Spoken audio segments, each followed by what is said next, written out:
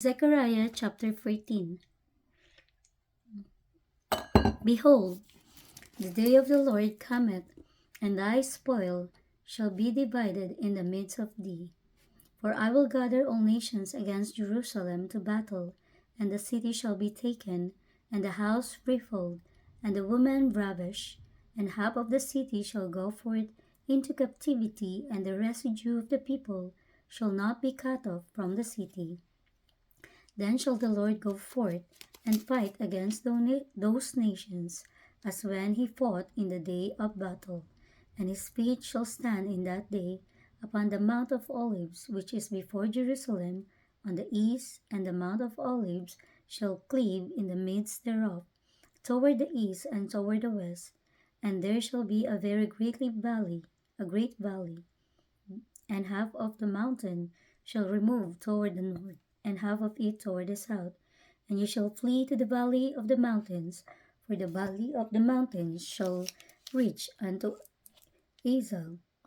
Yea, ye shall flee like as ye fled from before the earthquake in the days of Uzziah king of Judah. And the Lord my God shall come, and all the saints with thee. And it shall come to pass in that day that the light shall not be clear nor dark, but it shall be one day which shall be known to the Lord, not day nor night. But it shall come to pass that at evening time it shall be light. And it shall be in that day that living waters shall go out from Jerusalem, half of them toward the former sea, and half of them toward the hinder sea in the summer, and in the winter shall it be. And the Lord shall be king over all the earth. In that day shall there be one Lord, and his name one. All the land shall be turned as plain from Geba to Rimmon south of Jerusalem, and it shall be lifted up and inhabited in her place, from Benjamin's gate unto the place of the first gate, unto the corner gate, and from the tower of Hamanil unto the king's winepress. And men shall dwell in it, and there shall be no more utter destruction, but Jerusalem shall be safely inhabited. And this shall be the plague wherewith the Lord will smite all the people that have fought against Jerusalem. Their flesh shall consume away while they stand upon their feet, and their eyes shall consume away in their holes, and their tongue shall consume away in their mouth. And it shall come to pass in that day that a great tumult from the Lord shall be among them, and they shall lay hold every one on the hand of his neighbor, and his hand shall rise up against the hand of his neighbor.